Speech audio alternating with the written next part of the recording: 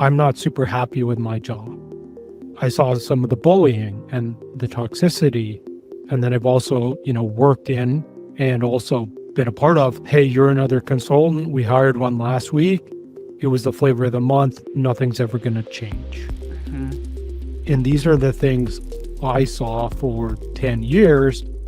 And I started learning, actually, there's a better way.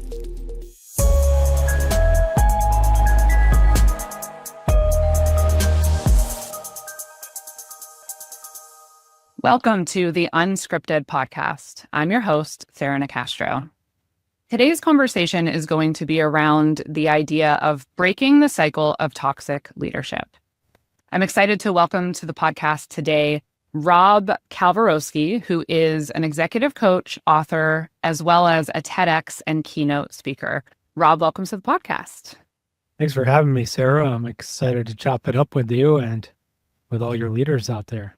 Yeah, thanks for being here. Toxic leaders. I've, encountered a number of them myself, and there's just really no room for them in businesses today.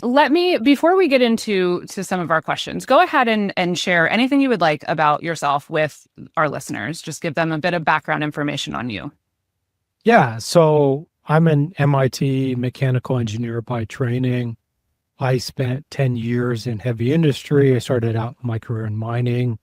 Then I moved into consulting across heavy industry. So I've been to mines, power plants, manufacturing, like across the board there. And then I finished my engineering career in working in pipelines. And that was actually the reason why I started going into leadership. Was I had an experience with a toxic boss in mining immediately out of college. But then when I was doing consulting, I probably went to 50 to 60 different facilities across North America, and I started seeing the same things. Mm-hmm.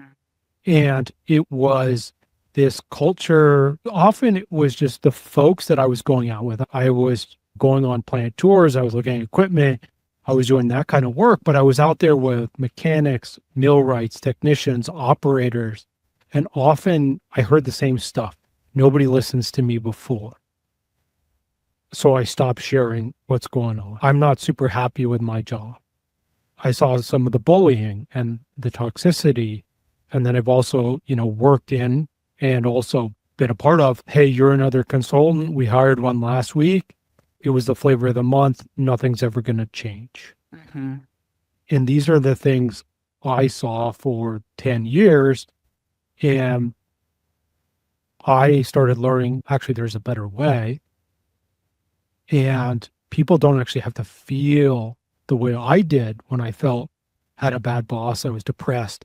It lasted a long time, and I had to really work my way out of it. But people don't have to feel that way. And we can, on the other side, which is amazing, is people can feel happier and engaged, and we get better work, we get more productive, more profitable, less safety instances, and lower turnover. So we can retain great people, get better results, and people are happier and healthier. Yeah. When we think about what the leadership trends or evolution styles are today, and then where we're at within the talent landscape, what are some of the forces that have collectively brought us to this point where we're talking so much about how leadership needs to evolve and what effective leadership looks like today? Yes. The biggest thing here is we've seen this shift. One is from Gen Zs, also from some millennials. Like, I know you're a millennial, I'm a millennial, but it's especially was accelerated during COVID was this element of, I am not working for the paycheck necessarily. I also want other things. And so when Gallup talks about how 5 behaviors to engage their people, their 5 top behaviors are having constant feedback conversations with your manager, focusing on your strengths, which as a manager, it's like you're focusing on your people's strengths, developing their career and helping them achieve their career goals, basically being a coach versus being a manager. And that's the way I like to think of it now, which is very different than the classic, what we saw in heavy industry, or what we still see in some spaces in heavy industry, which is this command and control, very much fear-driven space where maybe the boomers didn't mind this. Maybe it came from their parents, which were part of the war. And so the culture kind of sits a little bit differently. But especially now with younger generations, is we're just not doing this anymore. Like, we'll leave. And that's where we talk a lot about in the manufacturing and these type of spaces, is there's a talent gap, and we can actually solve part of that with being a better leader, because we'll retain and attract the best talent. Yeah.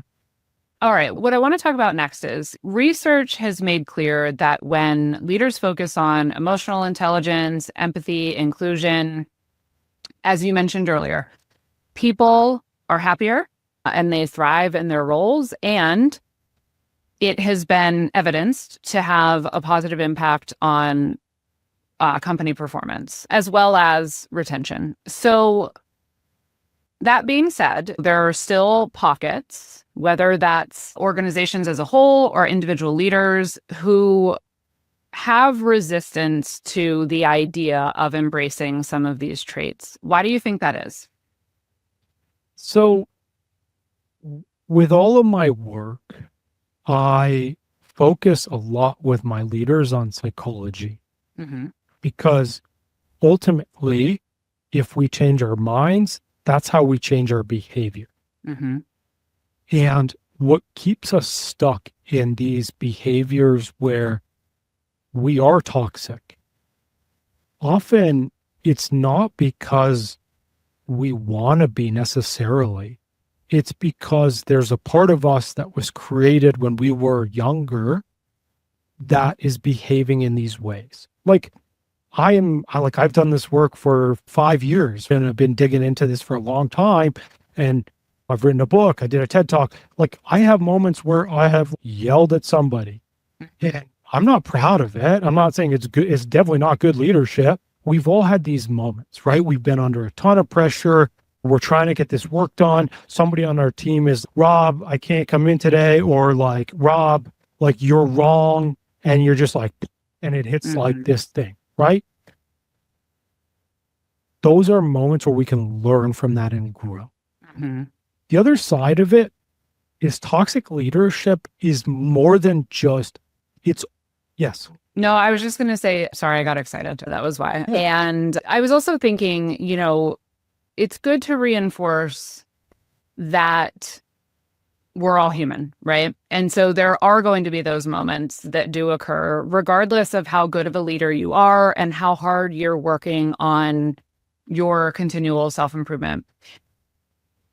When those things happen, it's also an opportunity for repair.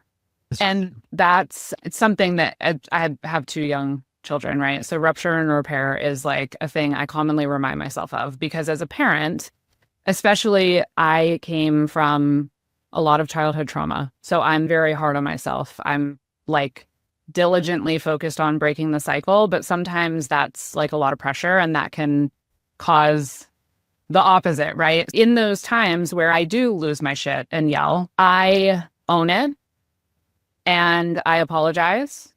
And I tell them that was me not being able to handle my emotions well, not their fault. And I make sure we have that repair.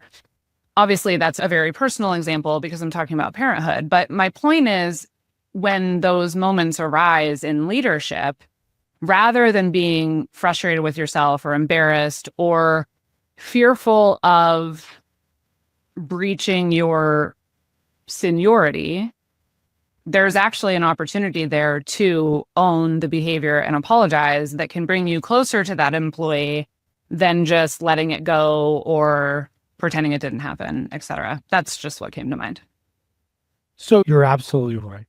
And also for folks out there, like, you will feel frustrated, you will feel shame. This is totally normal. It's not like when I yelled at somebody, I felt shame. Or Sarah, when you yell at your kids, you're just like, oh, fine, whatever. Of course we feel that. But it's having the courage to take that, and then you don't have to do it immediately.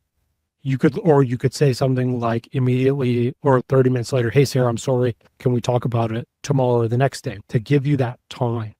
But it's very much like, I don't want you to think, oh, I'll just move on. Right? Like, you're human. It's all normal. It's part of the process. Yeah. Yeah.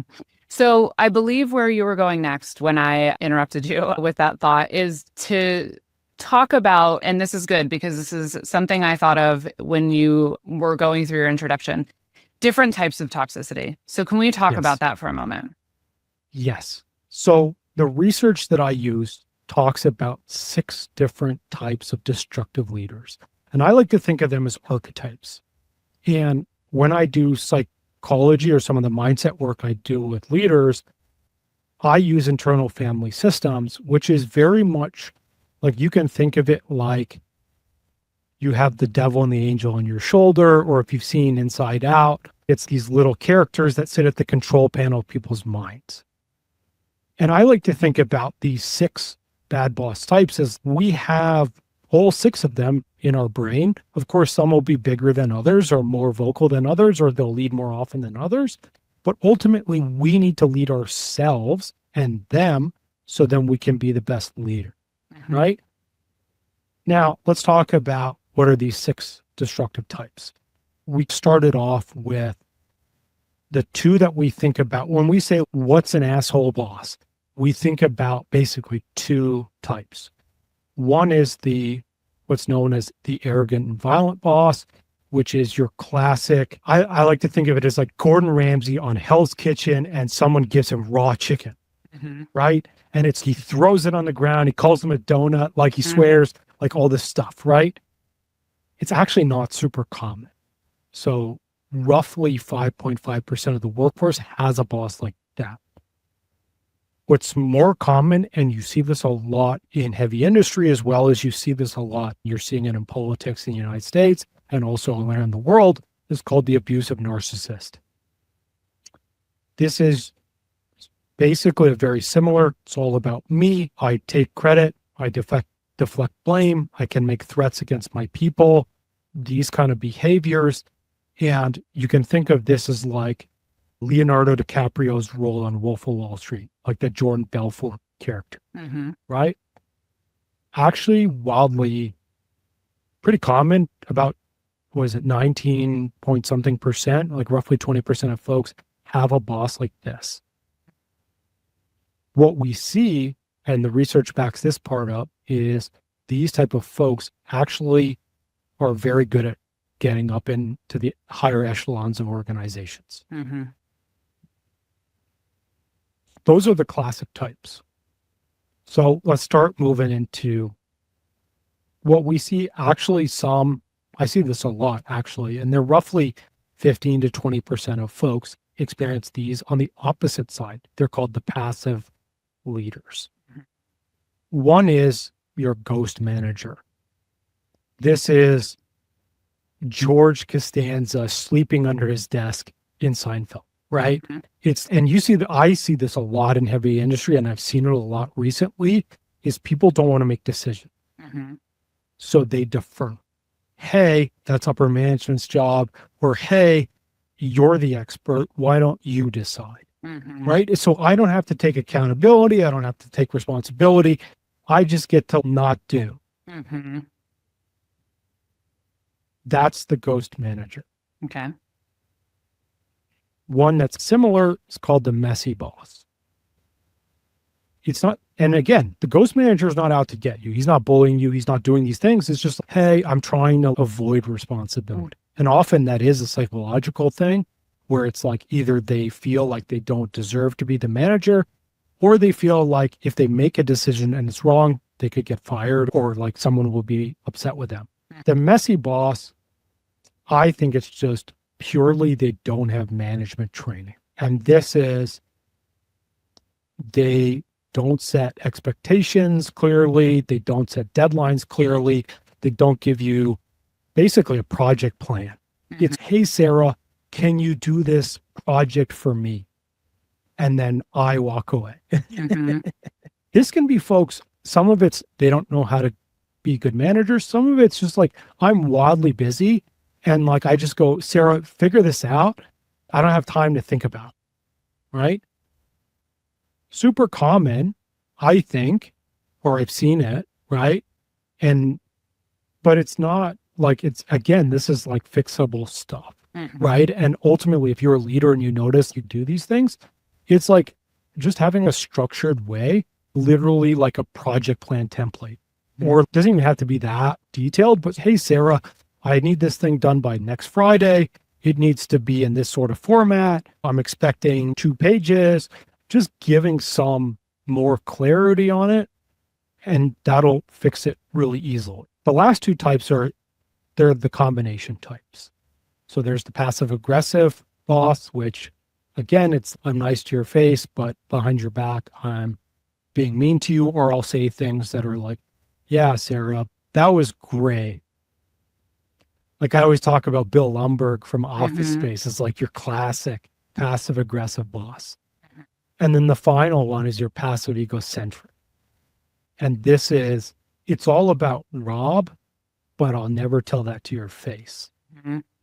And so I had a boss that literally took a report of mine, took my name off of it, put his name on it, and then sent it up the chain, right? That's a classic passive egocentric. So those are the 6 types. And actually 65% of the workforce experiences a boss that fits into those archetypes. Yeah. Yeah. What's interesting, so it's interesting to hear all of those. And the thought that came to my mind when we started the conversation is you mentioned some of what you have heard by spending time with frontline employees, which is no one ever listens to me. And that just made me think there's degrees of toxicity that come to mind as someone losing their temper, someone taking credit for work they didn't do, something, people that are discriminatory toward certain groups of individuals, things that are pretty significant that I'm not saying that they're always caught and addressed in workplaces today, but there is a degree where you would hope that some of the more flagrant things would get addressed or flagged. But there's a lot of degrees of toxicity below that, some of which can be more malicious or extreme, and some that maybe are almost accidental, but someone not feeling heard, I guess my point is, can happen for a number of different reasons.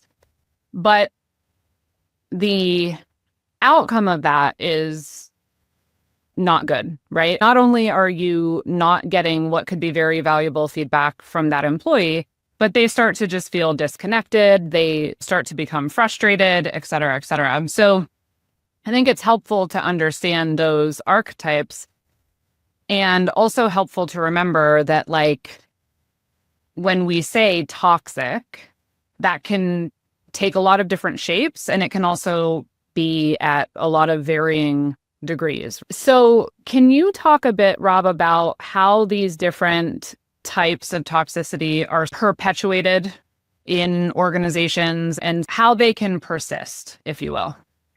Yeah. So the first thing I just want to say to folks is it can feel overwhelming, right? Is now you're like, oh, I have all these things I have to think about. Where I want you to land, if you're listening to this, is likely somewhere inside of you, you have all 6 of those leaders or those bad bosses, right? For you, likely maybe 1 to 2 to 3 are the ones that really dominate your experience, or that you notice that you may come out with, right? You're not going to have, like, all 6 of them are not going to be in your experience. And it's more about understanding when are the moments where, like for me, I definitely have an element where I'm a ghost manager. And part of that now is I run my own business. So it's like, I'm hiring a marketing company. I'm like, do marketing, go away. but I also need to be more into that, Mm-hmm. right? And part of it's my interest, part of it's what I like to do, right? But it's like, you can't just do that. I also have moments where I'm on that kind of abusive narcissist side because I have that inside myself against myself. And so it's not always that it's an external thing. It's, Rob, you didn't get more clients. You didn't book a speaking gig this month. What's wrong with you? Like these type of things, which we all have, right? A lot of it's just inside our own heads. And so I don't want folks to feel overwhelmed. What I want folks to feel is this is a moment for me to start tuning in to what's going on inside my mind, the voices that I hear, and understand that one is they're not you. It's a part that was created because of a hard time that you had. Mm-hmm. And as you listen to them and be curious, that's where you can learn to lead them. Mm-hmm. And so then it's, well, that will switch, right? That's the first thing I just want to tell everyone. Yeah. So there's a lot of power in curiosity, right? Yes. When you're doing this work. And I'm familiar with this in my personal life. There can be this tendency when you notice these different patterns or behaviors to be hard on yourself. And just like I said in the parenting example that I shared earlier, that actually, not only is it not helpful, but it just makes things worse. So you really have to break the habit of being your self-critic and get more curious about, okay, interesting. So I just had this exchange with someone on my team and I found myself wanting to yell at them, and hopefully you stop it. Yeah. It's still an opportunity to think, what about that interaction made me so angry that I almost became that aggressive, toxic boss, right? So it's not about being mad at yourself for that or being critical of yourself for that. It's about just understanding when those tendencies come up, which, to your point, then helps you be in better control of them. Yeah. And so it's really just doing like root cause analysis on Mm-hmm. your own mind, Mm-hmm. right? And these parts of us, like we all have, like everybody has them, right? And so it's not that it's like failure modes on a piece of equipment, right? It's like when the equipment breaks, and you're right, Sarah, it's not that we're always going to allow that part to yell at our people. Maybe it's yelling in our mind and then we're like frustrated. So we're just like, yeah, but we know we shouldn't do it. So we're like, yeah, okay. And then we disconnect, Mm-hmm. right? It's like, when we dig into where is it coming from, what's it trying to do for us? All of these parts are trying to help us in some way. And that's the switch, is as we get curious and we start going down that rabbit hole. And I would totally recommend you get help with this, whether that's, you can reach out to me, you can get help in therapy, like whatever that is. It will transform you as a leader, as well as you as a parent, as well as you outside of work, because this follows us, I'm pointing to my head, Mm-hmm. follows us everywhere. Yeah. Yeah. You mentioned you don't want people to feel overwhelmed. What you refer to this as is self-leadership. Okay. What else would you want to share with people about step one, don't get overwhelmed and work on the curiosity piece? But what else is involved in this idea of self-leadership? Yeah. The first piece, Sarah, is stepping off this treadmill or this hamster wheel of work. And we get caught up with this because everybody, especially in these industries, it's produce more with less. Mm-hmm.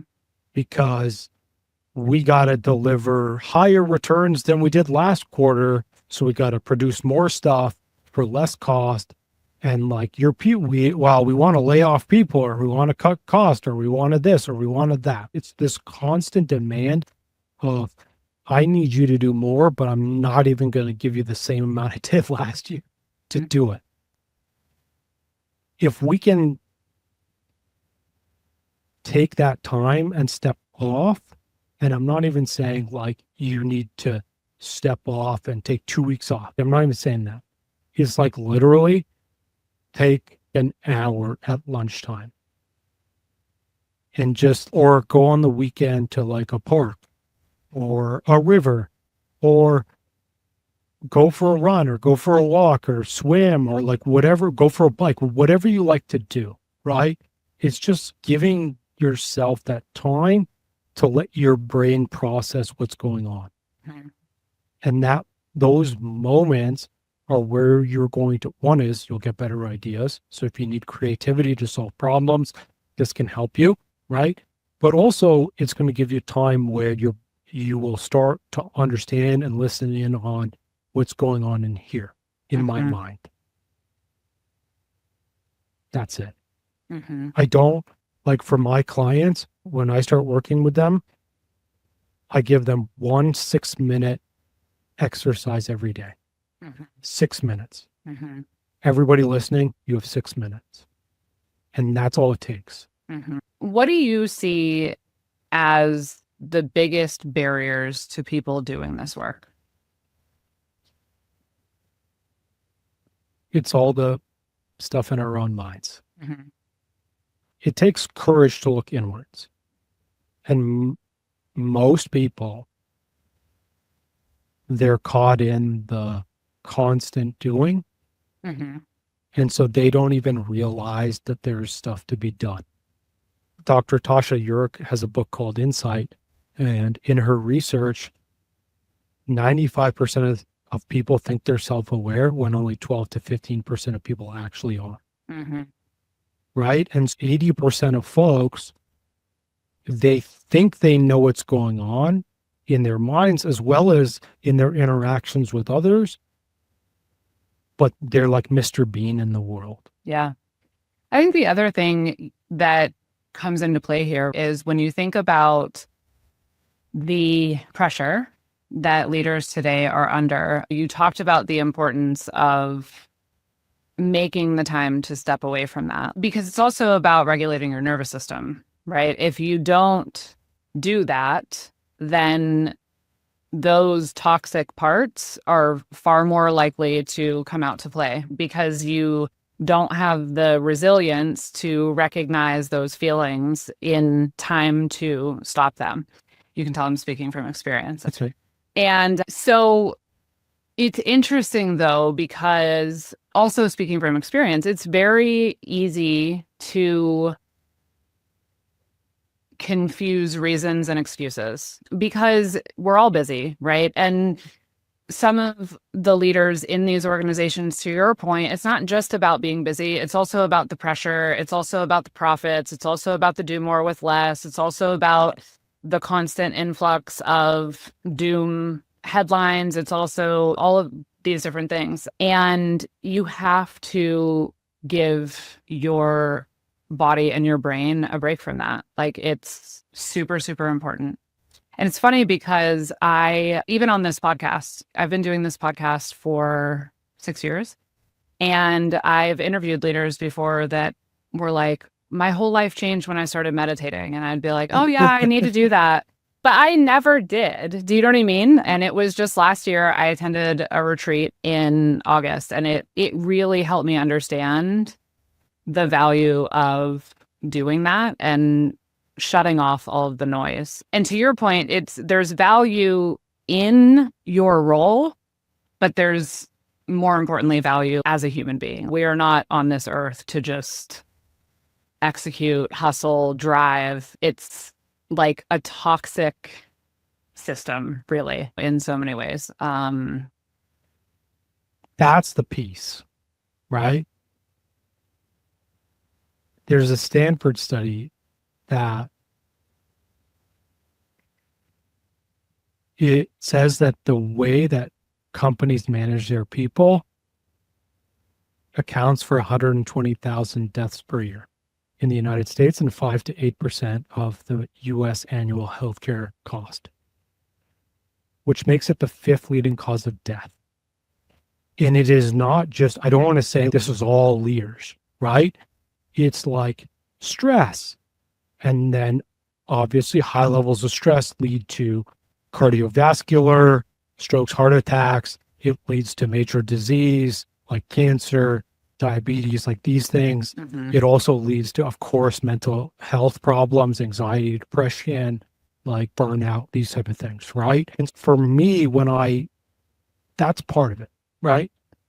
The other part of it is the other side of this. Yes, you should do it for your health, your physical and mental health, which will, of course, help you be there for your kids and your family and your friends and all these things, right? The other side is also, do you want to get promoted? Do you want to work in a job that you like? Do you want to take charge of your career and guide it in the way that you want to? Not how HR wants it, not how you were told that. I was told, my parents, they were like, hey, go to the best college you can, get a stable job, and then basically just ride that out for 45 years. And it's both of these, the good and the bad, you can have by starting that journey inwards. Because you'll find out what you like. Or you'll learn strategies on, okay, how do I get promoted? Secret, it's not about working harder. And you all know this because you've seen someone get promoted because they were friends with the boss. Yeah. I came across a point in your content that was about a Harvard University research or study on the gap in leadership training. So I'm also curious how this plays a role, right? Because what we've talked about really so far is like a lot of what is within all of us that can cause these toxic archetypes or just toxic behaviors to arise. But how does the gap in leadership training factor in or exacerbate things? Totally. So the Harvard Business Review study says that organizations spend $356 billion per year, and only 25% of it is effective because it addresses the leader's mindset, which is what we've been talking about this whole episode. If we don't change our minds, we don't change our behaviors. That's fact. Yeah, okay, I can go to a course and they can say, Rob, I want you to have a 30-minute meeting with all your staff once every 2 weeks. And I want you to ask them these 5 questions. Great. But ultimately, in these moments of high pressure, in these moments of you got to deliver more, which you're always under it, you're going to either forget about that, or what usually happens is, the next week that you leave that seminar, you're going to do this.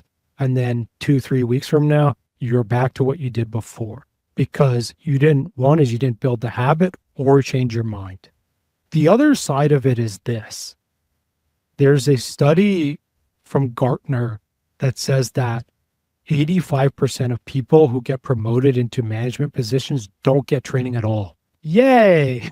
But I don't know about you. I thought about this for a long time.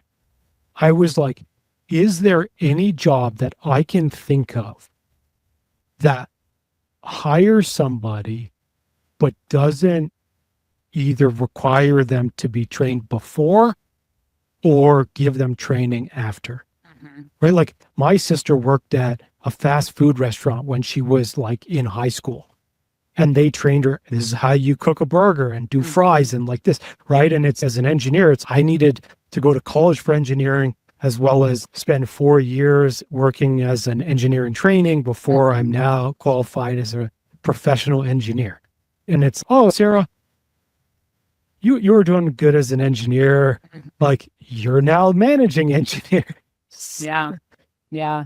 Yeah, we just throw people into it without equipping them for the job. And I think often without really even attempting to understand if it's a job that they want or will be good at. Yes. And that certainly needs to change. But I think there's a lot of value, in my opinion, in both of these things, right? Like doing the mindset work, because that's so much about better understanding yourself, but also having training to talk about, like you said, what are the best practices? How often should you be having meetings? How should you be running those meetings? How should you be setting objectives and clear targets and all of these different things? Because there are a lot of individuals that get promoted into these positions that don't have that knowledge or the mindset approach, but all that That's right. does is ramp up the stress level, right? Because all of a sudden they're in a job that they feel like they need to know how to do because they've been given the job, but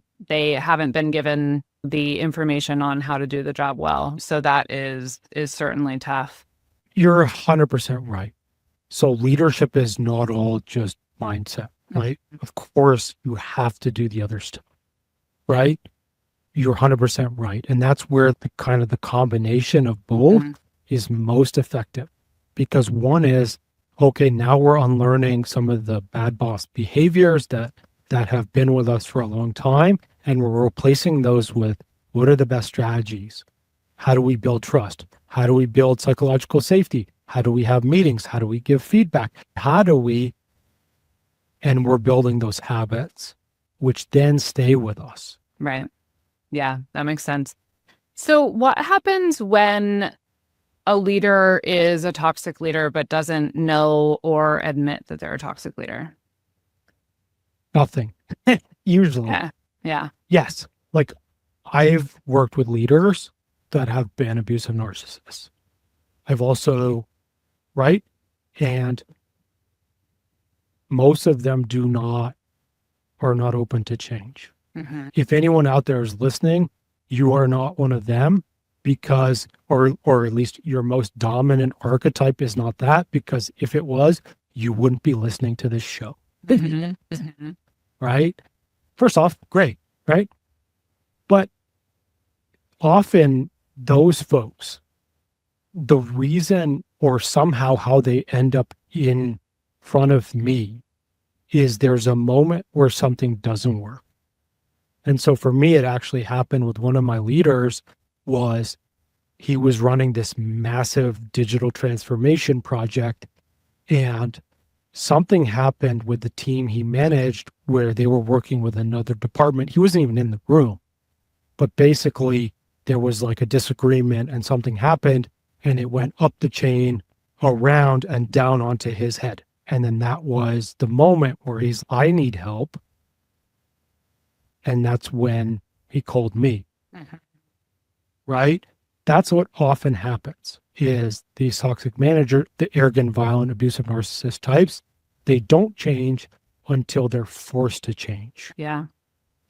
Which is where it comes back to a conversation about organizations having more ownership over how leaders are contributing or not to the culture that they want to create, because there's plenty of examples of where some of these toxic leaders that are very capable of delivering results are just sort of coddled and allowed to do their thing over time. And that's a whole separate problem and conversation. But to your point, the company's role can be that catalyst for people realizing they need to dig in and do some of the work. It's both, right? And so the CEO of Novo Nordisk, and folks know them, Ozempic, that kind of stuff, he actually came out, I don't know, this might have been 6 months ago, and he said, I am now measuring my leaders on how stressed their teams are. And if more than 10% of their teams are stressed or high stress, like whatever, high stress and above, I am now that's the KPI I'm looking at, which is incredible. You also have a great example for folks out there. So Jason Lippert, he's the CEO of Lippert Components, which is like $5 billion in revenue. They're based in Indiana. They make everything from RVs to boats, all these things. He does a ton. He has a whole department of leadership coaches in his company. they do stuff like the Dream Achievers program, which they put 3,000 of their employees through, everyone from folks who work on the shop floor to managers and executives. Right. And that program focuses on not, hey, Rob, what do you want as like your corporate goal? But what do you want as a person? And he said, he came on my leadership show a few years ago, and he said the most common thing he gets from folks that go through that program or they want to learn how they can buy their first house. And so he gets his finance team to help coach them and teach them personal finance, mortgages, like all these things, so then they can buy their first home. There are leaders that are incredible that are out there. And it's great when you see it at the CEO level, but you can also find them within a company. Yeah, sure. And if you're not working for one of them, hey, there's one in another department. Try to transfer over. Because even for me, like I was doing a ton of therapy and a ton of internal deep work, but there's a limit when you're in a toxic culture because you still got to armor up to go to work to protect yourself from feeling these ways. And so that's one thing, right? Yeah. And if it's really bad, like for me, I attempted suicide once. It's like, you got to choose to get out. Right. But those are really intense situations. Right. But the biggest thing for folks out there, like I want you to just is take control of your life and your career. And we've been told all these stories. You should get promoted. You should be a manager. You should be this. You should be that. You said it, Sarah. Some folks, like I've been in leadership programs that I've coached. And some of the folks that in there, they like get to the end of the program and they're like, you know what, Rob? I just want to go back to being an individual contributor because you know what? I don't really know all this that takes to be a good leader. I just want to I want to nerd out on this specific piece of technology or this specific piece of equipment or like whatever. And that is an incredibly great outcome. Yeah, for sure. That's a very important piece of doing the internal work is, why am I even doing this? Is it because it's what I really want? Or is it because my parents put pressure on me? Or is it because I've told myself that if I don't achieve X, I'm doing something wrong, et cetera? At the end of the day, it can be, like you said, it takes courage, but it can also be incredibly powerful to start asking yourself those questions and really understanding the answers, because life's too short, right?